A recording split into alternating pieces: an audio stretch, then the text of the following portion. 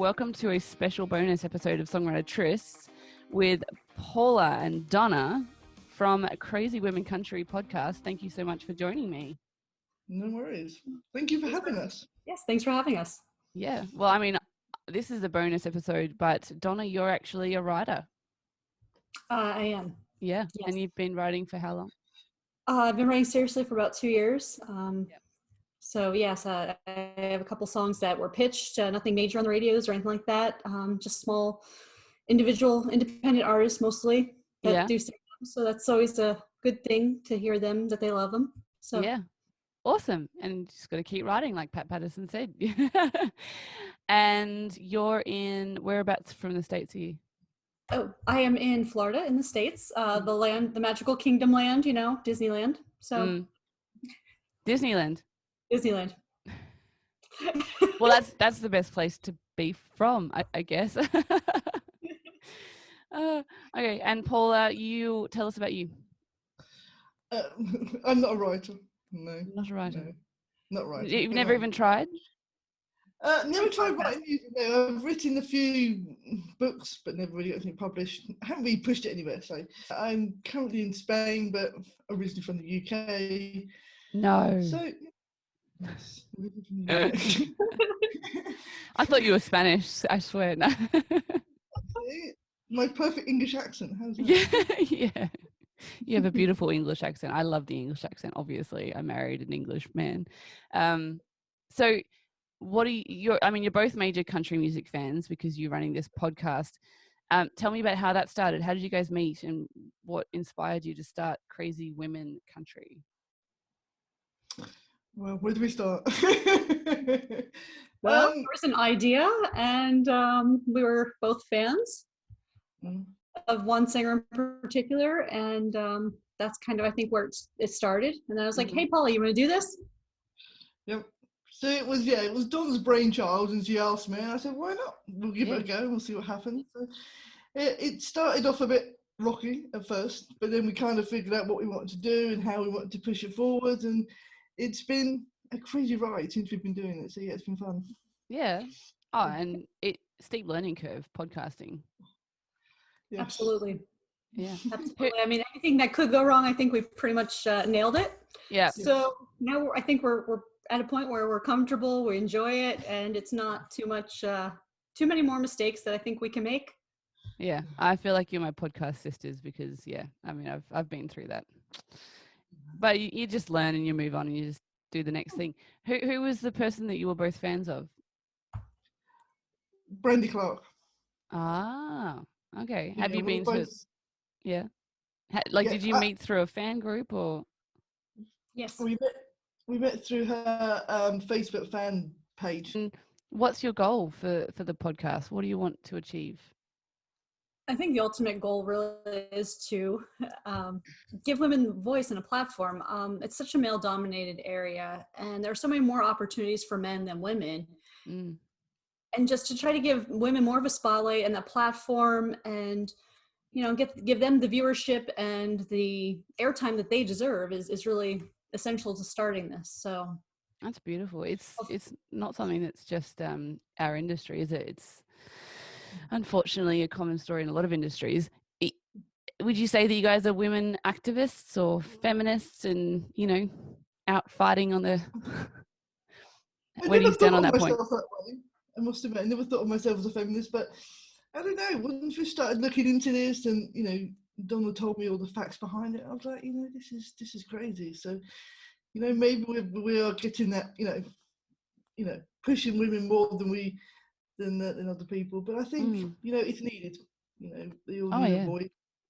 We all need a helping hand, so we're here to help as much as we can. So, and that's beautiful. I love seeing people who have a heart for helping because that's what we're here for. Paula, you said you've written a few books, and I have to say I am a fellow unpublished author. I've written 3 books and done nothing with them. What do you do outside of writing and this podcast?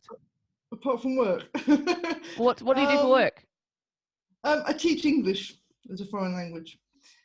No, I only started teaching 2-3 years ago. Once I come to Spain, work. So I started teaching English as a foreign language.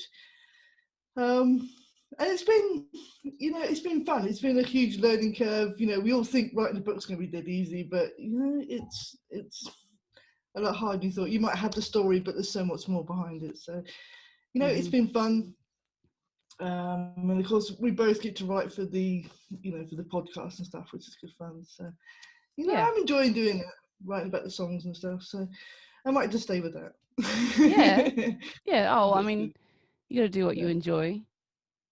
And so you guys met over a fandom of Brandy Clark, and you both were like, hey, we should do this. Women need support. And we believe that we are the women that we're going to give a voice to women in country, especially the crazy ones. Thank you. So what about your future goals? If you could do just about anything, say a magic genie jumped up in front of you and said, your wish is my command, what would you wish for?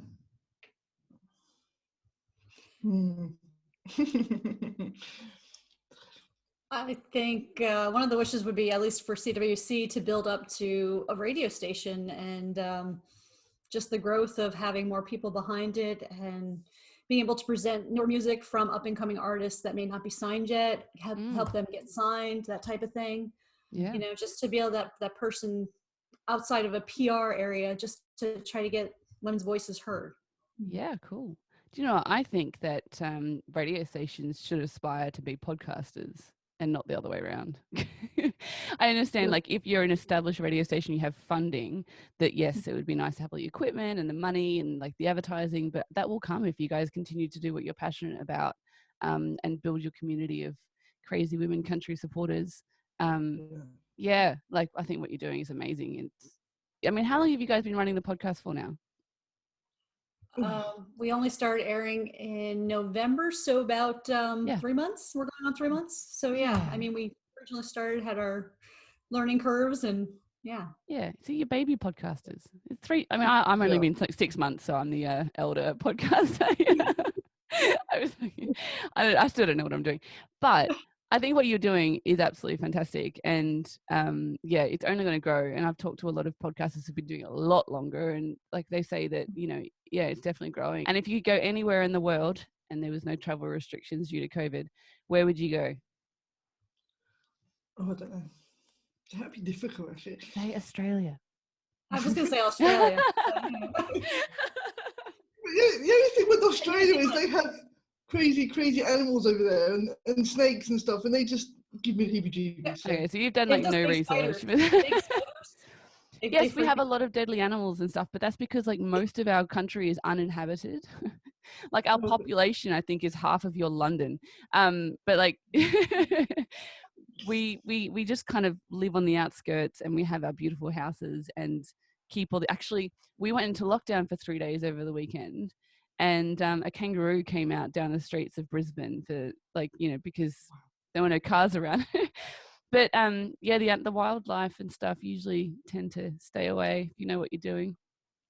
But yeah, there is. I've met a lot of English people that are like, "Oh, you've got scary, deadly spiders and snakes." And I'm like, I've lived here my entire life and maybe met like 2 from a far distance. If it wasn't in a zoo, they're not everywhere.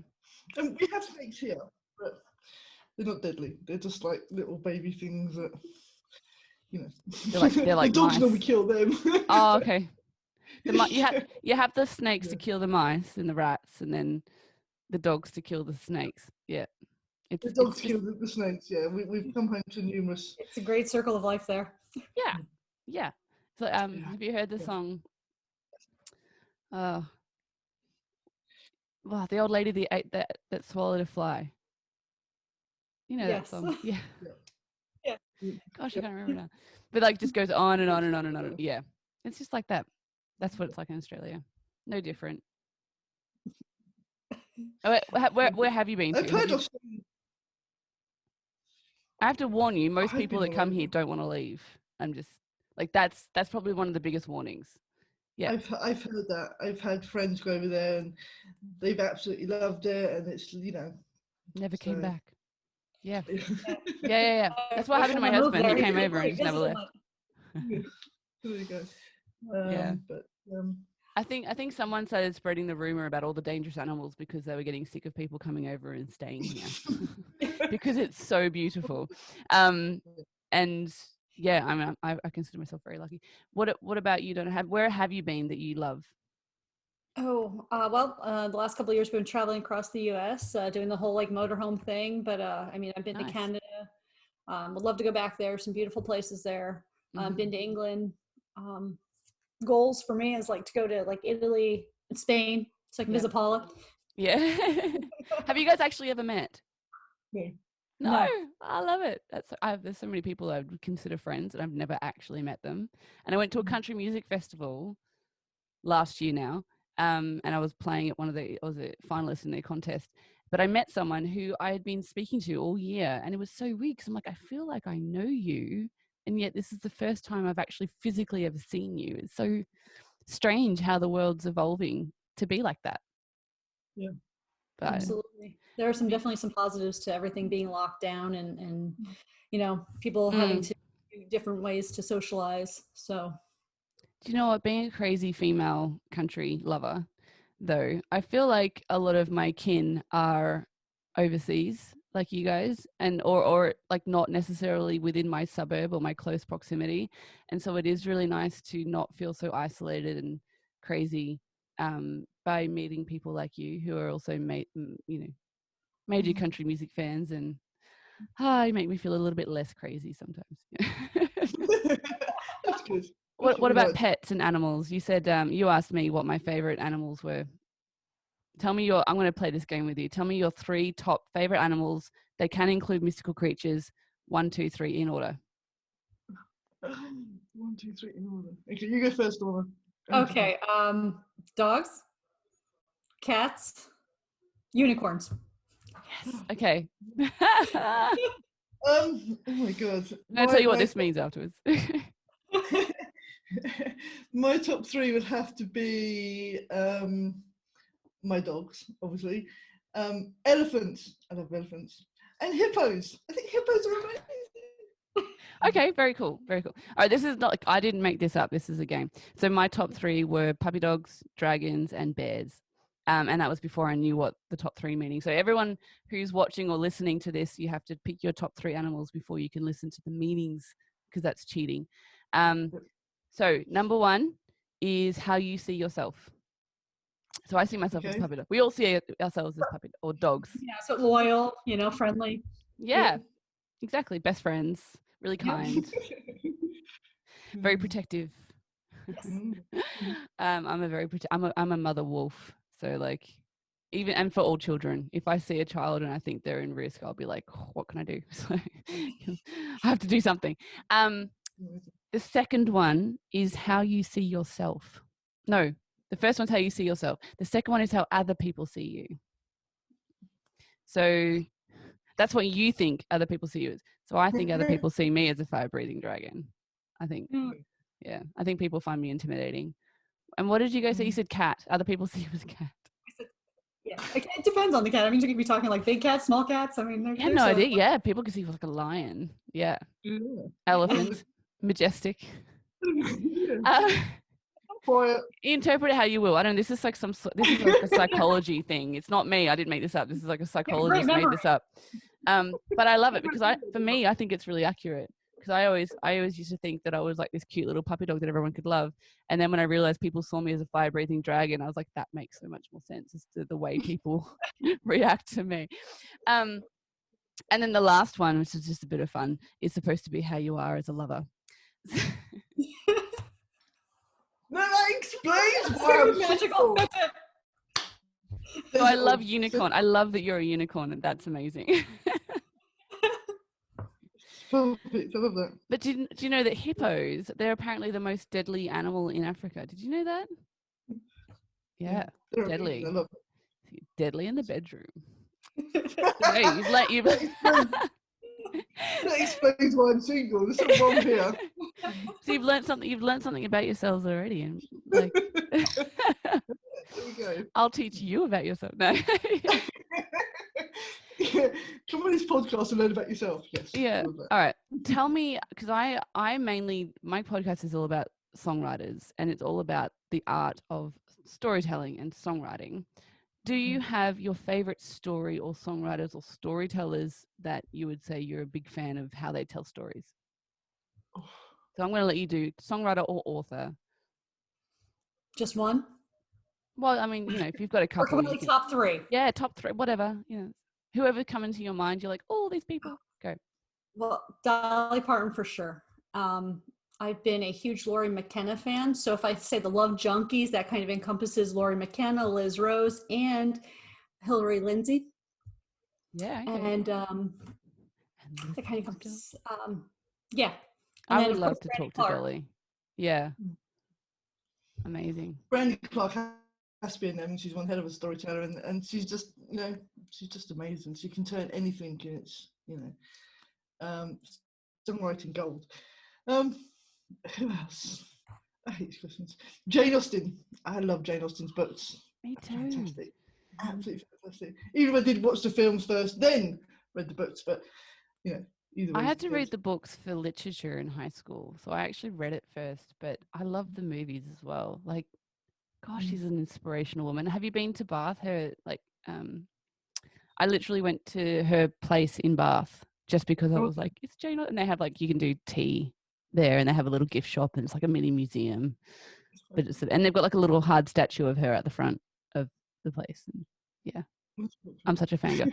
Actually, I saw her family tree, and in her family tree there is a Lee, and it's spelt the same way as my husband's last name. So I'm like, oh my gosh, I've married into Jane Austen's family. Some randomly distant form. But yeah, you're in this somewhere. Yeah. I love that. It's so cool. Yeah, no, she's oh, and to be a female, and especially in that time and everything, and the book she wrote was just amazing. So yeah, absolutely. I think we need to see more women stepping into our full power and our creative power. Yeah, absolutely. Yeah, cool. Is there anything else you would like to share about your podcast or your lives, where you are, where you're going, what people can expect when they tune in to listen to Crazy Women Country? Well, I think the one thing about us is we aren't the typical podcast. We really do just try to get to know the artist, the songwriter, the person in the industry, whoever we were interviewing, and kind of get their take, their perspective, and get to know them as the person they are, not necessarily just as the singer or writer as they are. I think that's the one thing where we differ from some of the industry. And the fact there's two female hosts. I mean, everywhere else that are interviewed, it's either male or female, male. We're different that way. I think a lot of people find it very comforting that you've got two women behind the mic. So that's quite cool. Yeah, we don't need men. These men. I need my husband. I need my husband. He just doesn't like being on camera or talking in front of people. So that's my job. Well, I must admit, that's how we started off. It was all just going to be a podcast. We weren't going to have, and all of a sudden I think somebody came up, well, let's just do video. And I was like, I don't know. And that's it. Everyone's just like, loves it. I think we were both the same way on the video, because I know we're both kind of more introverted in some ways. And I know I am in the video sense, but it's kind of, the more you do it, the more you feel comfortable, at least. Yeah.